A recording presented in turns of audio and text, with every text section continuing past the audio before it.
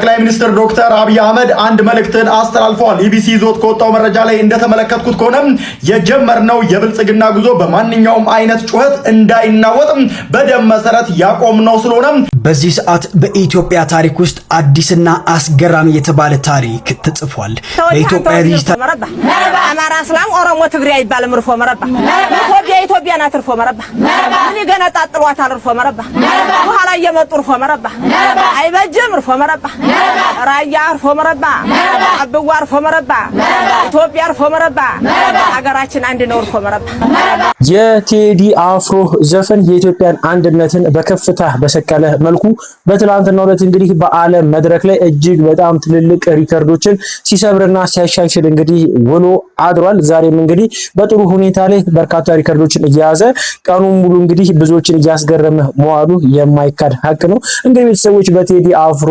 የናፈቃቸው በርካታ አድናቂዎቹ እንግዲህ በዚህ አልበም የተለያየ ሐሳባቸውን እየሰጡ ይገኛሉ።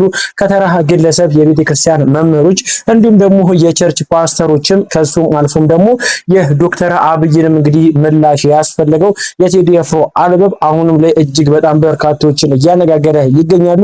እኔም እነዚህ ድንቅ ንግግሮችና እነዚህ ድንቅ እንግዲህ ክስተቶችን ለናንተ እንካችሁ ብዬ በሰዓት ይዤላችሁ መጥቻለሁ። ሰላም ጤና ይስጥልኝ ውድ ተመልካቾቼ የምንቴ ቴኒቱ ቻናል ቤተሰቦች፣ እኔ ምንቴ ነኝ። ቻናሉ ምንቴ ቴኒቱ ነው። ሰብስክራይብ ያደርጋችሁ ሰብስክራይብ አድርጉ። አዳዲሶቹ ሰብስክራይብ አድርጋችሁ ቻናሉ ፋሚሊ ሁኑ። ወቅታዊ አዳዲስ መረጃ ዘርጉ ከፈለጋችሁ ቻናላችንን ምርጫችሁ ማድረግ እንዳትረሱ። ከናንተ የሚጠበቅ ሁሌ ያስለመዳችሁ አንድ ጉዳይ አለ። እሱ ምንድነው? ላይክ በተናዋን በመንካት እንግዲህ ፍቅራችሁን እንደ ሁሉ ጊዜ ግለጹልኝ። ላይክ ማድረግ እንዳትረሱ። እንዲሁም ደግሞ ሐሳብ አስተያየት የግል አመለካከት ካላችሁ ኮሜንት ሴክሽኑ ክፍት ነው። ሐሳባችሁን በነጻነት ግለጹልኝ። በዚህ አጋጣሚ ይቅርታ ጠይቃችሁ እወዳለሁ። በትላንትናው ቪዲዮ ላይ እንግዲህ ትንሽ በተፈጠረ የቴክኒክ ችግር ምክንያት በርካታ ቪዲዮዎች እንግዲህ ድምጽ አልባ ሆኖ የበርካቶች ጥያቄ ነበረ። ምን ሆኖ ድምጽ የማይሰራ ያላችሁ በእኔ ሳይሆን እንግዲህ ትንሽ የተፈጠረ የቴክኒክ ችግር ነው። ከዚህ ጋር ይቅርታ ጠይቄያለሁ። በዛሬው ቪዲዮ እንደዚህ አይነት ነገር አይፈጠርም፣ ለወደፊትም አይፈጠርም። ወደ ቪዲዮቹ እንሄዳለን። አብራችሁኝ ቆዩ።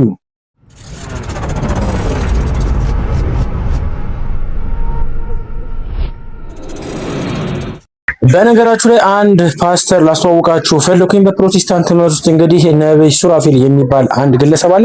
እንግዲህ በራሱ የሶሻል ሚዲያ ገጹ ላይ የለጠፈው ልጥፍ አሁን ላይ በርካቶችን እንግዲህ እየተነጋገሩበት ይገኛል። በርካቶችም እንግዲህ ተዛዝበንበታል እያሉ ነው። ምንድነው ጉዳዩ? እስቲ ቪዲዮ ልጋብዛችሁና ሐሳባችንን እንሰጥበታለን። ዘፈናቸው እንዳይሰራ፣ ዘፈናቸው እንዳይከናወን፣ ዘፈናቸው ሞገስ እንዳይኖረው፣ ዘፈናቸው የሚያስጠላ እንዲሆን ጸልያለሁ። ነብይ ሱራፊል ለምንድን ነው ይሄን ቪዲዮ ድሊት ያደረከው? ቲክቶክ ላይም ፌስቡክ ላይም ቪዲዮ ድሊት ተደርጓል። የጸሎት ቪዲዮ ነው እንግዲህ እንዳየሁት ከሆነ ነውስ በጸሎት አላመንክበትም። የቴዲ አፍሮ ዘፈን እንዳይከናወን ሰው እንዲያስጠላው እያልክ ነበር ቪዲዮ የሰራው። እንደሰማሁት ከሆነ እንግዲህ ዘፈኑ በዓለም ላይ ትሬንድ ከሆኑ ከዓለም ሁለተኛ ሆኗል። የከሸፈ ጸሎት ሐሳባችሁ እኮ ልክ ሊመስል ይችላል። አዎ ዘፈን ኃጢአት እንደሆነ እናውቃለን። ግን በዚህ ሰዓት ለምዕመኑ ስጋት የሆነው የቴዲ አፍሮ ዘፈን ነው ወይስ በየቸርቾቻችን ተሰግስገው ንንንና እያሉ ምዕመኑን የሚያሰደቡ ሰዎች ናቸው? እንደዚህ አይነት ሰዎች አንድ ቀን እንኳን ሳትናገሩ ዛሬ የቴዲ አፍሮ ዘፈን ምናምን እያላችሁ ራሳችሁን ፕሮሞት ለማድረግ ትሞክራላችሁ። እንደው እውነት ለመናገር ምዕመኑ ዘፈን እንዲጠላ እናንተ ምን አደረጋችሁ? በመንፈሳዊ ነገር መግባችሁታል? በቃል በጸሎት ህዝቡን አንጻችሁታል? ምዕመኑ ጨርቁን ጥሎ እንዲያብድ እያደረጋችሁ ያላችሁት እኮ እናንተ ናችሁ። በገስታውስና ዘይት ምናምን እየሸጣችሁ ምዕመኑን ኪሱን ያራቆታችሁት እኮ እናንተ ናችሁ። ጊዜ ጌታ አይደለ? ማንነታችሁ እየተገለጠ ነው። እንደ ድሮ ማኒፑሌት እያደረጋችሁ የምትቀጥሉበት ዘመን ላይ አይደለም ያላችሁት። በዚህ ዘመን ያላችሁ ነቢያቶች በጓዳ ሆናችሁ ለምዕመኑ ምን ላቅርብ ብላችሁ መጸለይ ሳይሆን እያያዛችሁት ነገር ትኩረትን እንዴት ላግኝ፣ ሶሻል ሚዲያ ላይ እንዴት መነጋገሪያ ልሁን እያላችሁ ነው ያላችሁት። ደግሞ የሚያስቀው ፓርት እየተጋለጠ ነው ማንነታችሁ። እግዚአብሔር ይመስገን። እግዚአብሔር ምን ይሳነዋል? እውነት ለመናገር ይህ ልጥፍን እንግዲህ ነብይ ሱራፌል ከለጠፈ ከጥቂት ሰዓታት በኋላ እንግዲህ ልጥፉን ቢያነሰውም ሶሻል ሚዲያ ነውና በርካቶች እየተቀባበሉት ሐሳባቸውን እየሰጡበት ይገኛሉ። እርሱ እንደዚህ ብሎ እንግዲህ ምቀኝነቱን ወይም ደግሞ ለቴዲ አፍሮ ያለውን ጥላቻ በዘፈን ጥላቻ አስመስሎ ቢናገርም ነገር ግን እንግዲህ እንዳያችሁት ነው የዓለምን ሪከርድን ማለት ይቻላል አብዛኞቹ እንግዲህ ሰባብሮ ያለፈው የቴዲ አፍሮ ኢትዮሪካ አልበም እንግዲህ በ18 ሙዚቃዎች ወደ አድማጮቹ ደርሶ በርካቶች ደስታቸውና እንዲሁም ደግሞ የግል ሀሳባቸውን እየተነጋገሩበትና እየገለጹበት ይገኛሉ። እናንተስ በቴዲ አፍሮ አልበም ላይ ምን አይነት ሀሳብ አላችሁ? አንድ ቪዲዮ ልጋብዛችሁና ሀሳባችንን እንሰጥበታለን። በዚህ ሰዓት በኢትዮጵያ ታሪክ ውስጥ አዲስና አስገራሚ የተባለ ታሪክ ተጽፏል። በኢትዮጵያ ዲጂታል ታሪክ መዝገብ ውስጥ ከዚህ ቀደም ታይቶ በማይታወቅ ፍጥነት በ24 ሰዓታት ውስጥ ብቻ ከ30 ሚሊዮን በላይ እይታዎች በመሰብሰብ ቴዲ አፍሮ አስገራሚ የተባለ ሪከርድን ሰብሯል። ቴዲ አፍሮ ከአህጉሩ አልፎ በዓለም አቀፍ ደረጃ ያለው ተሰሚነትና እንዲሁም ደግሞ የጥበብ ልዕልና ቁልጭ አድርጎ ለዓለም አሳይቷል። ዛሬም እንደ ወትሮ ሁሉ በዜማዎቹ አማካኝነት ድንበር ሳይገድበው ልዩነት ሳይበግረው መላውን ኢትዮጵያውያን በአንድ የዜማ ድንኳን ስር አሰባስቦታል። እናንተስ ስለ ዘፈኖቹ ምን ትላላችሁ? ሀሳባችሁን አጋሩኝ። በዚሁ አጋጣሚ እኔን ፎሎ ያደረጋችሁ ካላችሁ ፎሎ በማድረግ ቤተሰቡ እንግዲህ ሁላችንም በህይወታችን ውስጥ በርካታ ስራዎች እንሰራለን። የሰራናቸው ስራዎች እንግዲህ ለፍሬ በተወሰነ እጅግ በጣም ደስ ይላል። ቴዲ አፍሮ ምንም ትርፍ ባይኖረውም ነገር ግን እንግዲህ ለአድማጮቹ ለአድናቂዎቹ ይህን የመሰለ ሙዚቃ በእንደዚህ አይነት ፍጥነትና በእንደዚህ አይነት መልኩ የዓለም ሪከርድ ጉድ ባስባለ ሁኔታ ማድረሱ እጅግ በጣም ደስ የሚያሰኘው ይመስለኛል። እናንተ እስከ ቴዲ አፍሮ ሙዚቃ የቶቹ ተመቻችሁ? 3 በመደዳ 1 2 3 ብላችሁ ብትገልጹልኝ ደስ ይለኛል። እስቲ ከኔ ጋር የመሳሰል ካለ ኮሜንት ሴክሽን ላይ አጋሩኝና እንገመገመዋለን። እስቲ ተጨማሪ ቪዲዮ አለ ልጋብዛችሁ። Congratulations Teddy Afro on your new album. Hey Teddy Afro, congratulations for your new album. Wish you the best success for your new songs. My name is JJ from China. I'm from Argentina, and I wish you all the best in the new album. We're from Circuit. ሰላም ቴዲ አፍሮ እንኳን ደስ በለካ ለሐዲስ አልበምካ ህብሳት ነው። እንኳን ደስ አለ ቴዲ አፍሮ እንወድሃለን።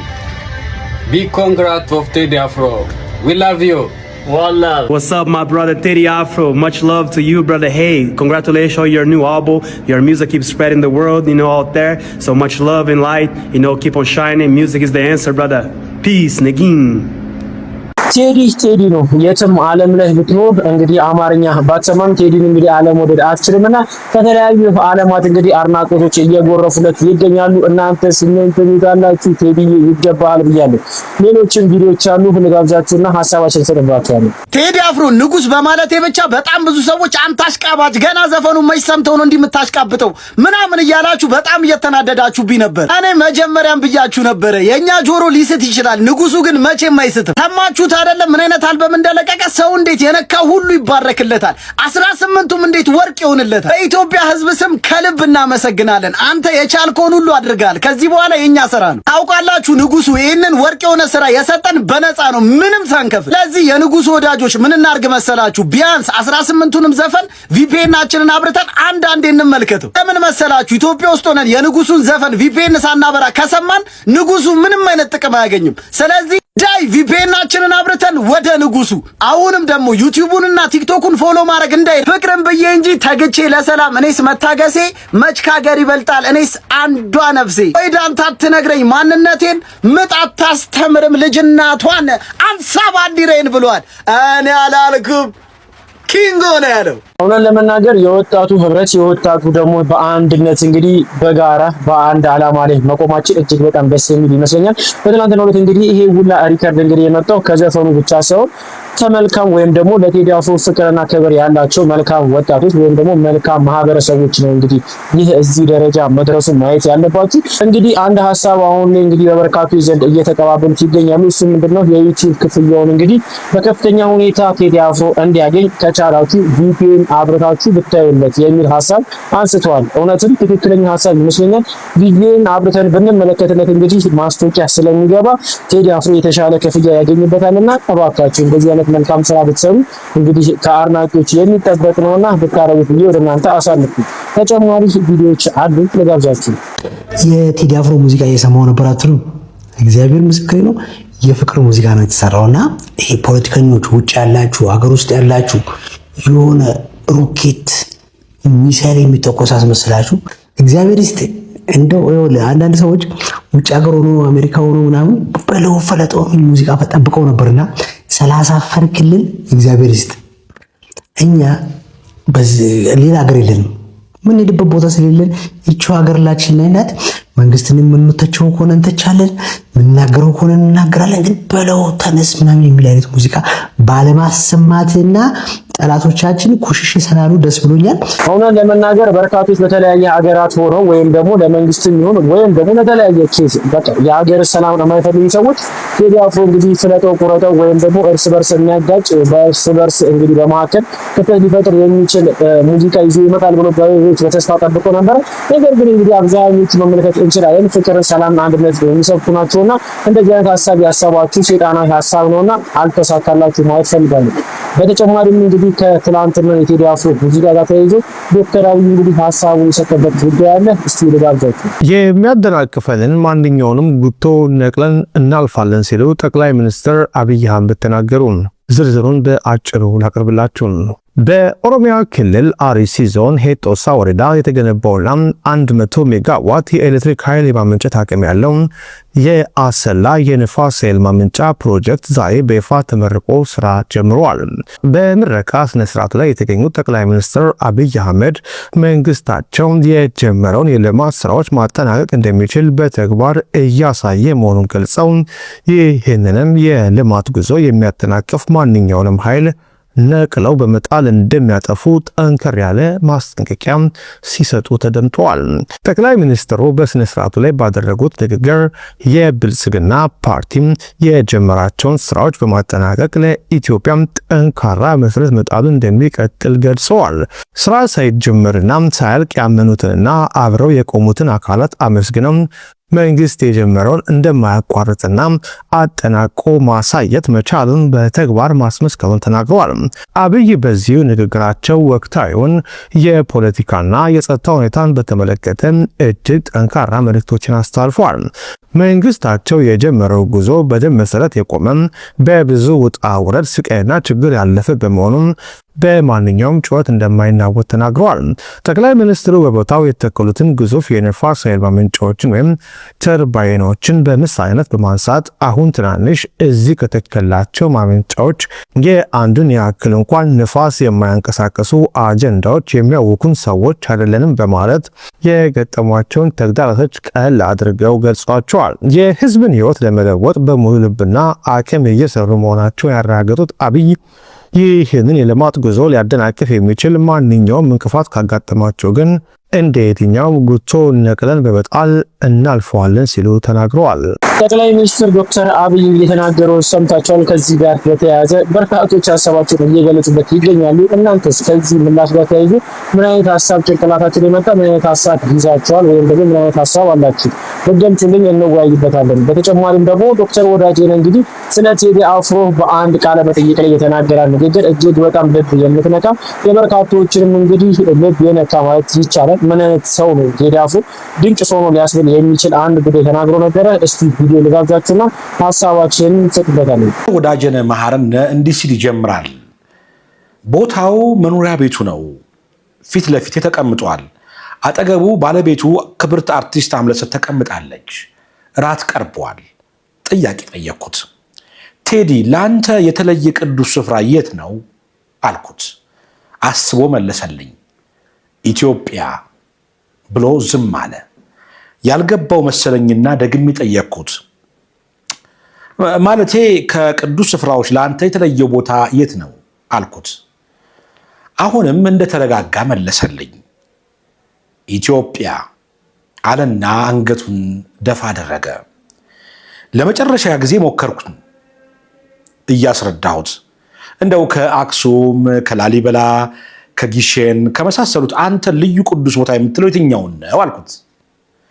ቴዲ ፈገግ አለና ሁሉንም ቅዱስ ስፍራዎች አከብራለሁ፣ ለእኔ ቅዱስ ቦታ ኢትዮጵያ ናት አለኝ። የክብር ዶክተር ቴዎድሮስ ካሳሁን እኔ ቀርቤ እንዳየሁት እጅግ በጣም መልካም ሰው ነው። አንደኛ ቴዲ ለየትኛውም ብሔር ጥላቻ ወይም ንቀት የለበትም። የተለየ የብሔር ፍቅርም የለውም።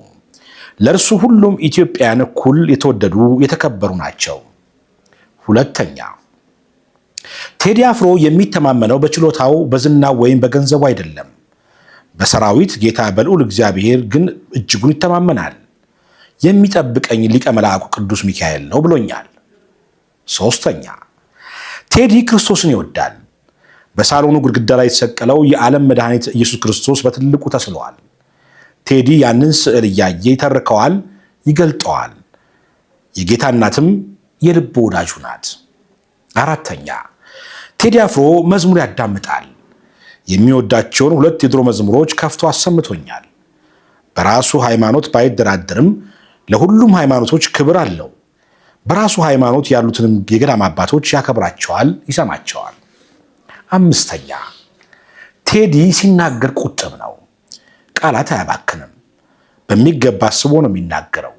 ቃላቶቹን ያሻቸዋል፣ ያሽሞነሙናቸዋል። አጣፍጦ አሳምሮ ቀምሮ ያወጣቸዋል። ቴዲ ሲያወራ መስማት እንደ ሙዚቃው ነው። ስድስተኛ ቴዲ አፍሮ ለትዳሩ ታማኝ ነው። አምለሰትን በስስት ዓይን ያያታል። እርሷም ሳራ አብርሃምን ጌታዬ ብላ እንዳከበረችው ባሏን በፍቅርና በክብር ትንከባከበዋለች። ባልና ሚስቱን በቤታቸው ማየት፣ በፍቅር ሲያወሩ መስማት እጅግ ደስ ያሰኛል። ሰባተኛ ቴዲ ያለውን ዝና የሚያውቅ አይመስልም ወይም ትኩረት አይሰጠውም። ስለሱ ለማውራት ሲሞክር ወሬውን ፈጥኖ ይቀይረዋል። መሞገስን ይሸሻል። በጣም ትሁት ነው። ዝምተኛነቱ ኩሩ ሊያስመስለው ይችላል፣ ግን ቴዲ ኩሩ አይደለም። ሰውን በሁለት እጁ የሚጨብጥ ጎንበስ ብሎ እጅ የሚነሳ ጨዋ ሰው ነው። ስምንተኛ ለቴዲ ሙዚቃ ህይወቱ ነው። በጣም ከፍተኛ የሙዚቃ ክህሎት ወይም ሚውዚካል ኢንተለጀንስ እንዳለው ይታወቃል። ኑሮው ከቤቱ ወደ ስቱዲዮ፣ ከስቱዲዮ ወደ ቤቱ ነው። የሙዚቃ ስራዎቹ የሚወደዱት በስጦታው ላይ ትጋት ተጨምሮባቸው ነው። ቴዲ የሙዚቃ ጂኒየስ ይመስለኛል። ዘጠነኛ ቴዲ አፍሮ መጽሐፍትን ያነባል። ለማንበብ ጊዜ አለው። ታሪክ ይወዳል። ታሪክን በጥልቀት ይመረምራል፣ ይፈትሻል፣ ያሰላስላል። ቴዲ ጥሩ አሰላሳይ ወይም ቲንከር ነው። አስረኛ ከቴዲ ጋር ባሳለፍኳቸው ሰዓታት የትኛውም የፖለቲካ ሰው አንስቶ አላወደሰም፣ አልተቃወመም። ፖለቲካዊ አስተያየቶችን ሲሰጥ አልሰማሁትም። 11ኛ ቴዲ አፍሮ ቀርበው ሲያዩት በሚዲያ ከሚታየው በላይ ልዩ ሞገስ፣ ውበትና ክብርን የተላበሰ ሰው ነው። ጃኬት በቲሸርትና በጅንስ ለብሶ ዘውድ የጫነ ካባ የደረበ በትረ መንግስት የጨበጠ ንጉሥ ይመስላል። 12ኛ ቴዲ ሐሙስ ከሚወጡ ስራዎቹ ሀገራዊ የሆኑትን 2ቱን ከፍቶ አሰምቶኛል። እጅግ በጣም አስደናቂ ናቸው። ለሀገርና ለሕዝብ ያለውን ፍቅር የሚያንጸባርቁ ታሪካዊ ስራዎች ናቸው። የክብር ዶክተር ቴዎድሮስ ካሳሁን ስራውን እንዲሰራ እንፍቀድለት። ቴዲን መጥላት ይቻል ይሆናል፣ በቴዲ መጠላት ግን አይቻልም። ንጹሕ በሆነው ልቡ ውስጥ ጥላቻ የለም፣ ፍቅር ያሸንፋል ሲል በፍቅር ተሞልቶ ነው። ማንንም የመጉዳት አቅም የለውም። ወንድማችንን ያለ ልዩነት እንቀበለው። ሊወደድ፣ ሊደነቅ፣ ሊከበር የሚገባው ስጦታችን ነው። እንግዲህ ተመልካቾቻችን ዶክተር ወዳጄነህ መሐርነ የሰጣቸው 12 ምስክሮች ይመስሉ ነበረ። ይህ መሴ ቱዴይ ነው። መሴ ቱዴይን ላይክ፣ ሰብስክራይብ፣ ሼር በማድረግ ቤተሰቦቻችን እንድትሆኑ በአክብሮት ጋብዛለሁ። እንግዲህ መሴ የተናገረው ሰምታችኋል። ዶክተር ወዳጄነህ ያለውንም እንግዲህ ሰምታችኋል። እጅግ በጣም ድንቅ የሆነ ንግግር ነው። ቴዲ አፍሮ እንግዲህ ሁሉ ጊዜ በበርካታ ስራዎቹ በህይወቱ እንዲሁም ደግሞ በእያንዳንዱ የላይፍ እንግዲህ እንቅስቃሴዎቹ ሁሉ በርካቶቻችን የሚያስደንቀን ነው ብዬ ነው የማስበው። እኔ ስለ ቴዲ አፍሮ እንግዲህ ከዚህ በላይ መናገር አይችልም ወይም ደግሞ አልችልም ብዬ ነው የማስበው። በጣም ድንቅ ሰው ስለሆነ ለማንኛውም ግን ለቴዲ አፍሮ ያላችሁን ፍቅርና ክብር እንዲሁም ደግሞ ከአልበሙ ከለቀቃቸው 18 ትራኮች ውስጥ የትኛው በእናንተ ህይወት ውስጥ ገብቶ ወይም ደግሞ ለእናንተ ትርጉም ያለው እጅግ በጣም ደስ ያላችሁ ሙዚቃ የትኛው ነው ብትገልጹልኝ ብዬ ወደ እናንተ አሳለፍኩት። ተጨማሪ ቪዲዮ አለ ልጋብዛችሁ። የተከበሩ ክቡር ጠቅላይ ሚኒስትር ዶክተር አብይ አህመድ፣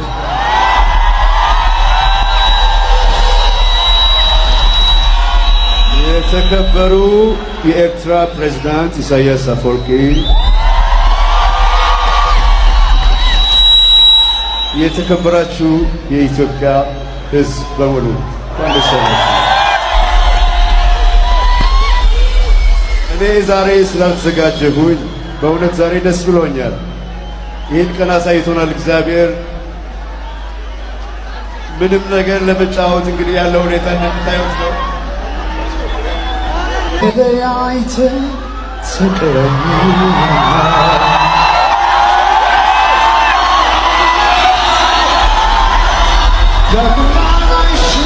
ማኩና በፍቅርሽ ጨክኜ ብርቅሽም ግን እስካሁን ልረሳሽ አልቻልኩም።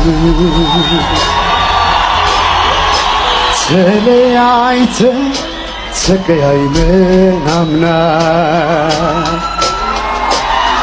ዳግም ላላይሽ ማኩና በፍቅርሽ ጨክኜ ብርቅሽም ግን እስካሁን ልረሳሽ አልቻልኩም። ብሩህ ባክና አልኩንዳሽ ፊዮሪና ነሽ አምሳሌ ባላስመራ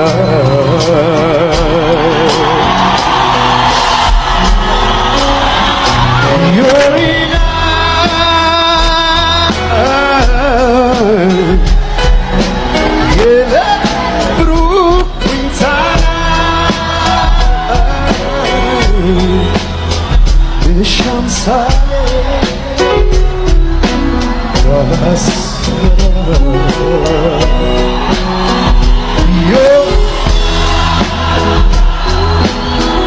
እስቲ እጃችሁ ከነገር ወደ ላይ አንድ ላይ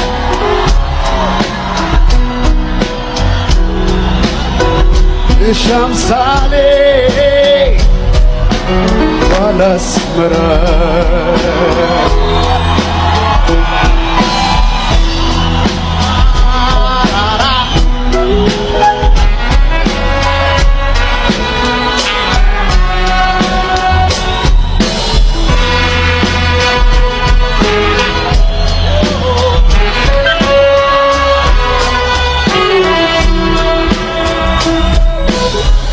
ዘመን አልፎ ዘመን እስኪታደስ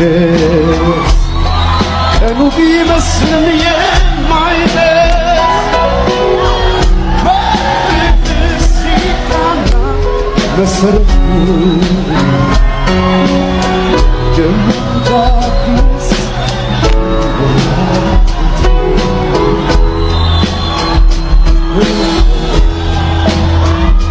ባንክና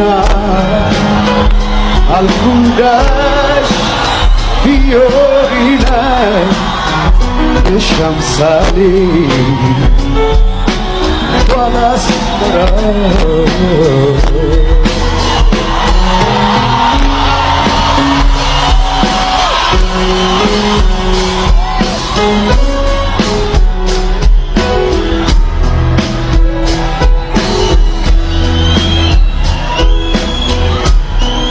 ከእኛ ጋር ናችሁ ወይ?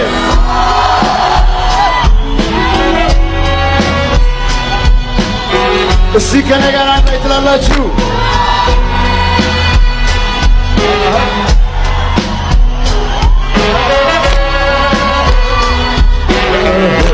አንድ ላይ ዘመን አልፎ ቀኑ ቢመስልም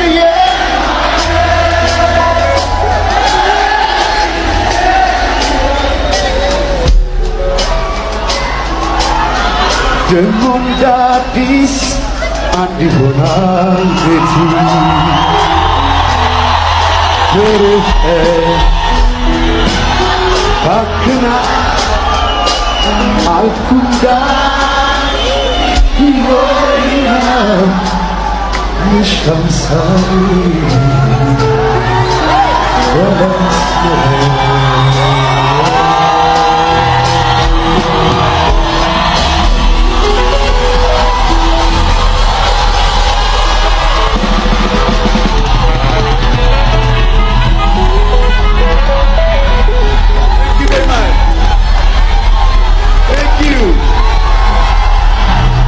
ያሸንፋል። ፍቅር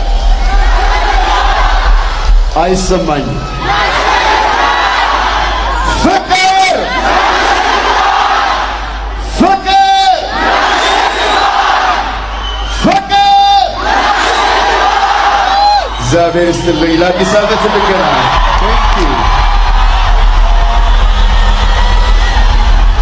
ይቺን ሞመንትን ሁላችንም አንድረሳትን። በሚሊኒየም አዳራሽ የተፈጠረችውን በርካቶችም እንግዲህ ድምጻቸውን ጮክ አድርገው በአንድ ላይ ለሰላም የዘመሩባት ቀን እንደሆነች ሁላችንም እናስታውሳለን።